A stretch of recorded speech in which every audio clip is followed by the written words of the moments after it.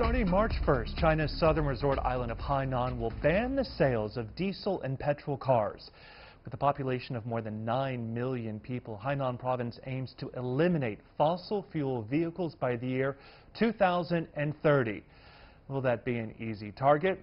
And what are the prospects for the electric car industry? How effective are electric vehicles in reducing greenhouse gases? So to discuss these issues and more, I am happy to be joined in the studio by Wu Changhua, Executive Director of the Professional Association for China's Environment, and Dr. Xinyi Yang, Senior Consultant of Asian Development Bank.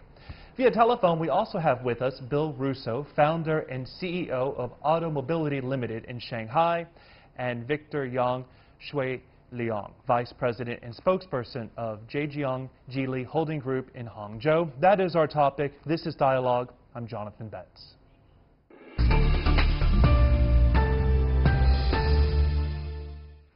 So it's an interesting moment in China, an interesting discussion here. Electric vehicles, it is the future by many indications. Hainan is taking the bold first step here, eliminating the sale of diesel and petrol cars. So let me ask you, Wu Changhua, do you think the province is ready?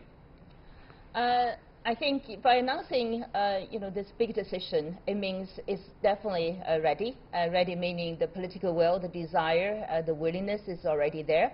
But the challenge will be on deployment, and so we don't know yet exactly the details how the provincial government would redeploy all the plan. Actually, what do you mean by that deployment? Because we all know actually, electric vehicles is not just cars, right? And it requires infrastructure, charging stations.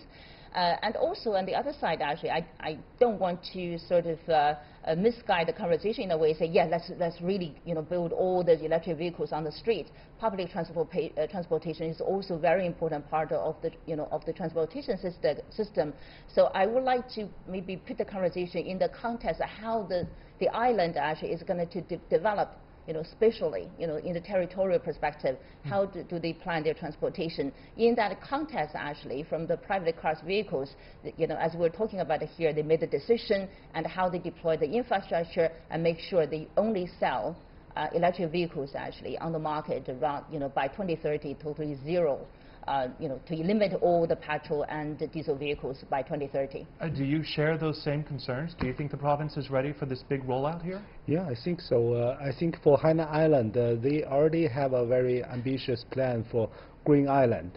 In addition, a lot of important, automakers for, electric cars already been there. So I think they're ready. You think they're ready? But yeah, there's this concern that there is this disconnect because only a few percentage points of car sales in Hainan Island are electric vehicles, and now, starting today, you can't buy diesel or petrol cars. So what's going to fill the gap there?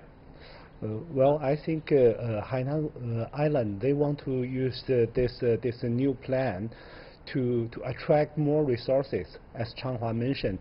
So the recharge station technology companies and automakers, and also all these supply chains to move to Hainan, because it's not allowed. I mean, they already announced they want to go to a green development in that way.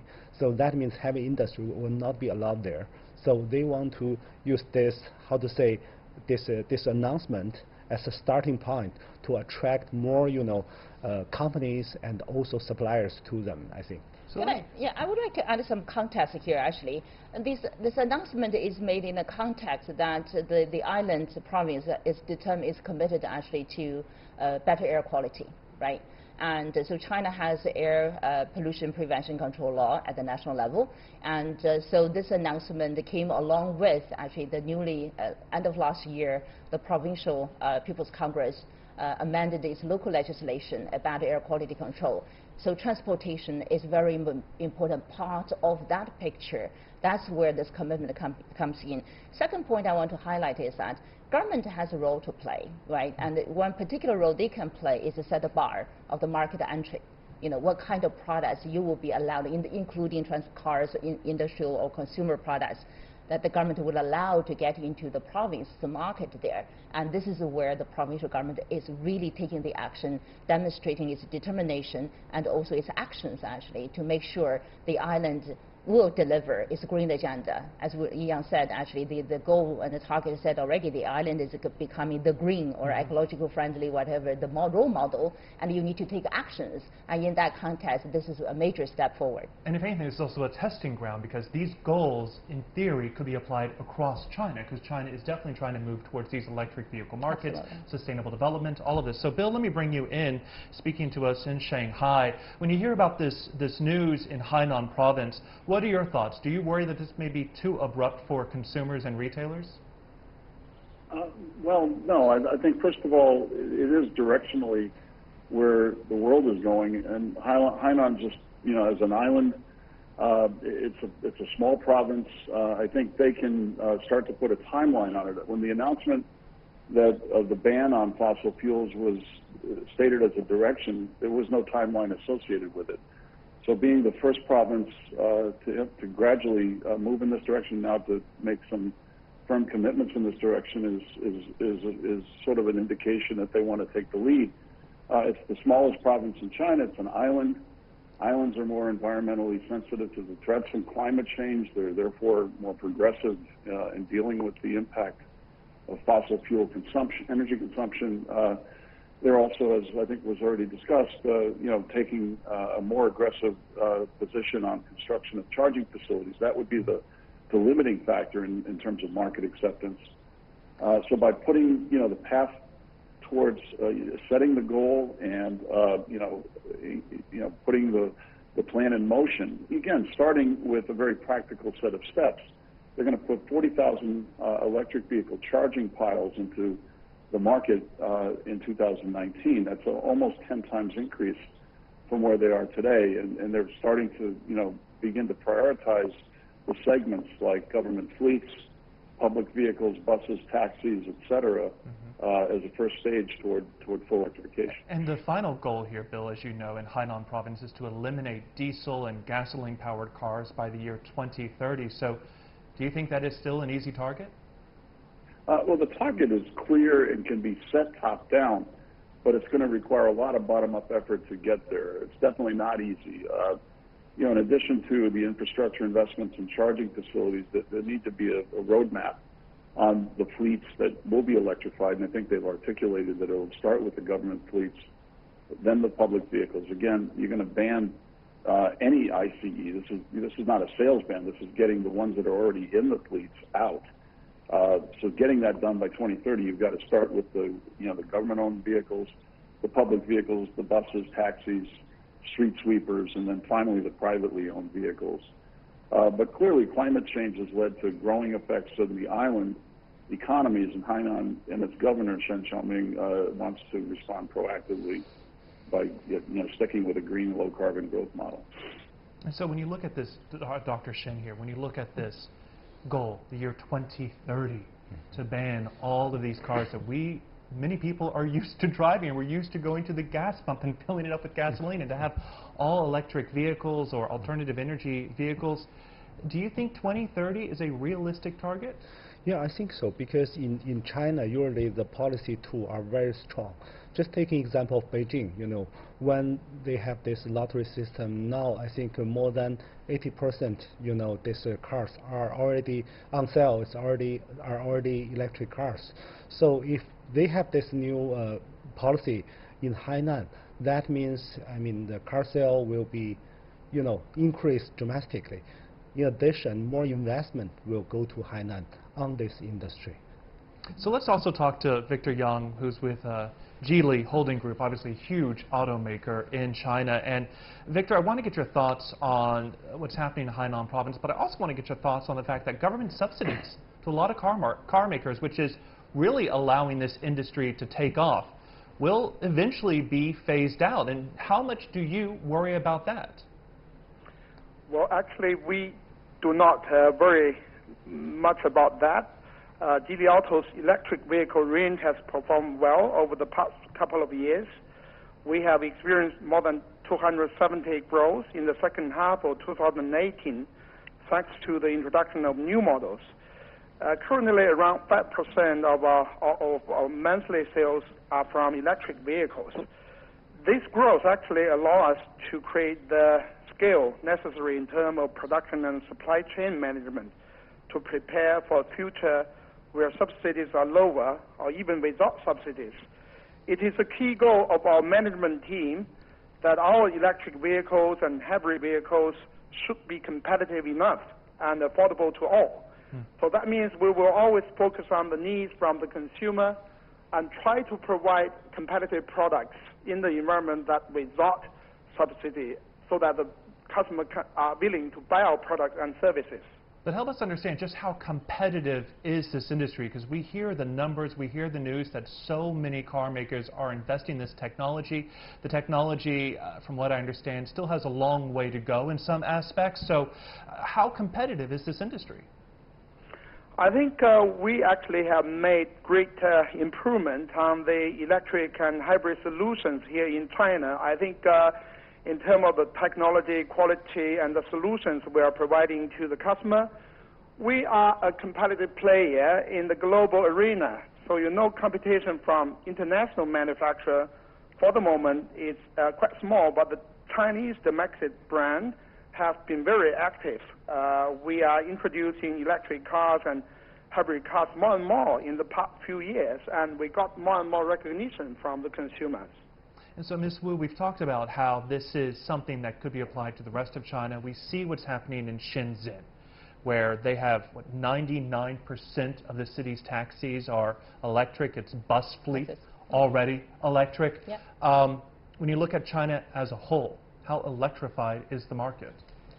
I think Shenzhen sets a good role model, and in terms of to prove the case, and particularly from public transportation, from taxi fleet perspective, also partly because the government is on the board, so the government fully support this endeavor, set goals, ambitious goals and targets, and you have industry players like BYD and local companies there as well providing the products, and there are many other investors coming on board to invest in the infrastructure, right?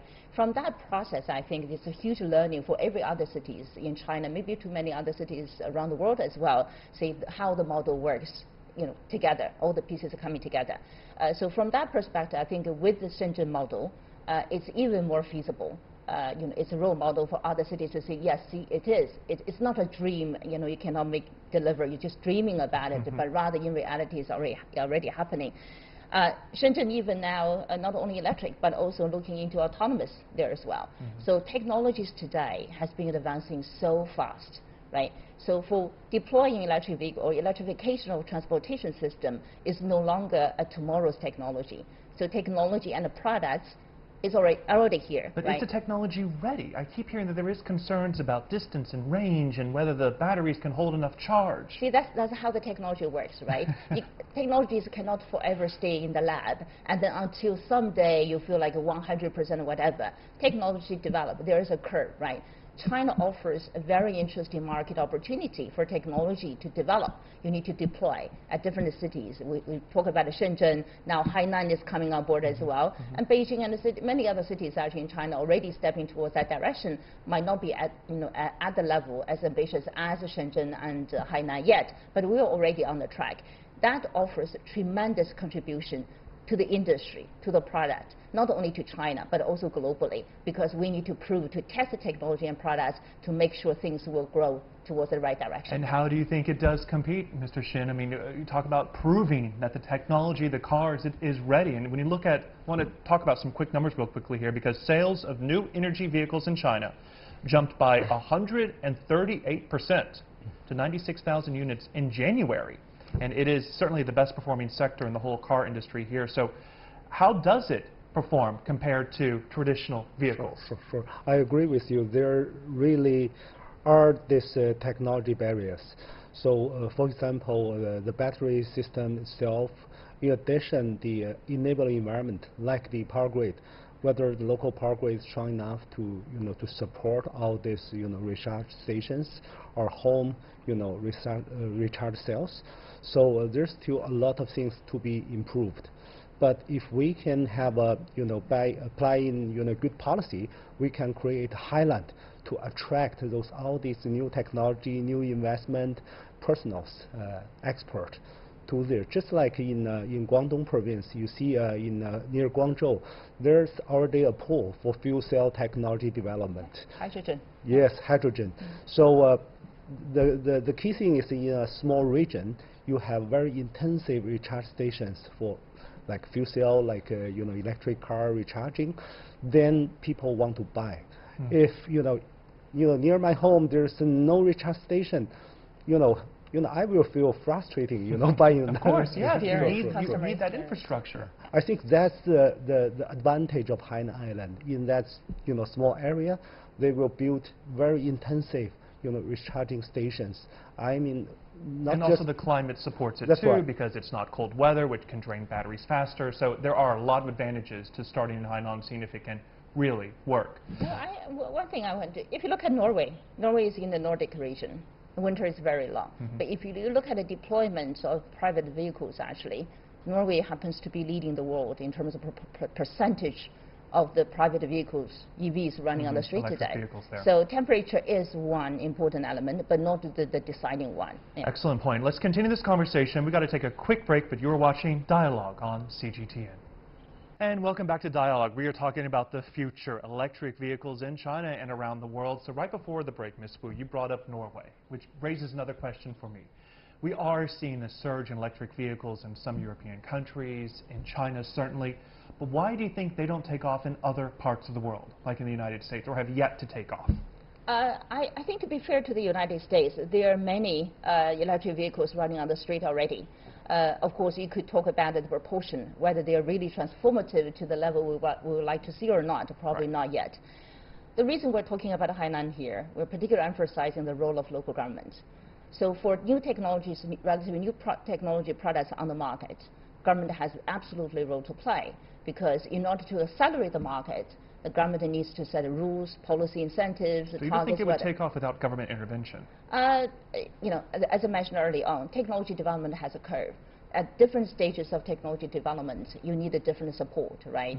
In many cases, a particular early stage, you do need a government to support, provide the incentives, regulation targets, whatever, to guide or to support, to create the market actually that will be able to grow faster enough to get the industry actually moving forward. So U.S. and China, of course, have different political landscape, governance mechanisms, whatever. But as I said, to be fair to the U.S., if you look at the reality, many parts of the countries, there are many electric vehicles already running on the street. But whether at the federal level, particularly now during, in the Trump administration, whether he would like to step up his efforts with the Congress to really transform, to lead the global revolution on the electric vehicle or not, it's hard to tell at this moment. Well, we've seen this political will in other countries like France, the United Kingdom have set 2040 as the deadline for ending sales of petrol and diesel cars. India, Ireland, Israel, the Netherlands have all aimed for 2030 to make this happen. So when you hear these commitments, what do you think, Mr. Shin? Like, do you think that is encouraging, especially since we hear this criticism that they're just kind of feel-good ideas? They're not firm laws yet. Well, if we take the example of a solar panel, I mean, in the past 10 years, you will see that, after, mass production, I think the price of battery or electric cars will coming down. And I think already in Africa, a lot of renewable energy, projects being developed, as well as India. So I think in the future, when we have smart grid, we combine those, electric car system with clean energy. That's actually, make the price of transportation lower. I mean, the people's cost, can save money. I think that will be the key thing. And I think if in the future all the technology can, move forward, as Changhua mentioned, in a curve, then I think sooner or later, there will be a kind of unified market. China, India, Europe, America, or even Africa. Go ahead. Two things I want to, put the same conversation in the global context there. Now we're talking about global, because many countries, as you mentioned, maybe a dozen, including India as well, have set a commitment timeline, very ambitious at this moment. And that's why we're talking about whether it's feasible, whether it's too ambitious or not. Two major driving forces are driving the changes today and tomorrow. So one is the Sustainable Development Goals under the UN flagship, and meaning there are 17 goals, 169 sub goals there. If you look at it in that context, actually, all the issues we're talking about here, we know there is a sense of urgency. We're talking about climate change, pollution, all the others, actually. So there is a tremendous need, and also there is a consensus globally already. We need to solve the puzzle. We need to accelerate the solutions there. On the other side, from technology perspective, we are talking about we live in an era of the fourth industrial revolution. Technologies are progressing so fast and very encouraging at this moment. So the two forces coming together pretty much set the direction where the world is going. And from that lens, actually, to look at the Hainan case, Shenzhen, and the countries setting the targets, is no surprise at all. The third thing I want to emphasize the role of China. Why the contribution China is taking up the efforts now is not just for the country itself, but for also globally. The two things China has been contributing in terms of clean technologies. One is cost. One is make the case, proven the case. Iya mentioned the solar energy, wind turbine as well. That's very fascinating, and there's global consensus overall. Electric vehicle, electrification of transportation is the thing now. We're living in it. But it's not the final solution. No. It's technology always progressing, right? And because technology continues to progress, we need to improve the efficiency, improving the quality. But you hear this criticism that the electric vehicles sometimes get so much attention and focus, but if the power plants that are producing the electricity to charge these vehicles are coal-powered fire plants, the benefit is not as... That's pretty much one-sided. As we're talking about it here, if you look at renewable energy development, that's another track, right, in parallel with each other. Yes, today, coal continues to be the majority of the primary energy structure in China today. But then if you look at the growth of renewable energy, solar, wind, and other renewable energies there, they are catching up. So you cannot just wait until one day, then it's ready, then things do not work that way, right? And so the big direction, as I said, the driving forces changing the world today are already there. And this is the direction we're going. As I said, from that context, all the things fit in. And we really need more countries, subnational governments like Hainan, actually, stepping up the efforts, make more ambitious commitments, so that we'll be able to accelerate all the solutions and technologies there, so that we'll be able to deliver the SDGs. Do you agree? Yeah, I agree. Maybe after 10 years, I wouldn't surprise if Sri Lanka will declare there will be, electric car pilot program, But they don't need actually to go to the petrol or diesel pathway anymore. Many developing countries can, leapfrog. Because it's also expensive technology. These are expensive initiatives. And China has deep pockets. Scaling is important. There is economics there. Absolutely. That's a contribution China, from China. the real advantage to China. Yeah. In many ways. So how do you balance that out, where you have all these subsidies coming from China that's supporting this new technology, new market, and this fear that eventually it's going to have to stand on its own? When is it going to get to that point? We sort of living in the middle of it. As we talked about it before we get into the studio, the government actually was sort of deciding the time point actually they're going to do that. They announced a sort of decision last year, but somehow it turned out to be a little bit too early because the whole industry decided, whoa, gosh, how we cannot survive, whatever. So this is sort of tangling, public sector, private sector, how the government subsidies work in order to really support the industry to get on the healthy track, actually, so the government cannot subsidizing forever, right? There is going to be time that should be soon done in the near future. But when that time comes, do you think that these industries can survive without that support? Definitely. Absolutely. If you look at the wind and the solar, they've gone to the other extreme. If you look at the cost of installing solar panels, it's so cheap. And well, on one side, it's very positive, so that we'll be able to scale, accelerate the installation of solar energies pretty much worldwide very fast. On the other side, actually, new question came along and say, wait a second, it's so cheap. How do you make money? How do investors make money, right? Those are the issues we just have to, move along and trying to figure out, find new problem and trying to figure out the solutions there. I think a very similar scenario probably would also apply to the electric vehicle sector development as well today. So when you look at this transformation, Mr. Shin, what do you think is the biggest challenge then, the biggest setback to try to get this industry up and running on its own? Well, we have many challenges, in different countries. So my Indian friends told me, they thank Chinese government for their subsidies to make the solar power so cheap, and then they can afford those energy. So they are taking a kind of free ride. But for a lot of solar panel companies, they did make a lot of money in the process. In addition, I think a lot of electric car automakers, they are building their new lines. Some people saying that half of those new lines, after they finish, complete the building, start, making cars, all those cars will be outdated already. So not everyone will be winning in this huge market. China is now creating the largest, electric vehicle market. I think we still need to be cautious. Not all the company will make money. Definitely will be a lot of company. So when you say cautious, what do you mean by that? That means, not all the electric cars will be making money. Still a lot of, investment will be a waste. That's for sure.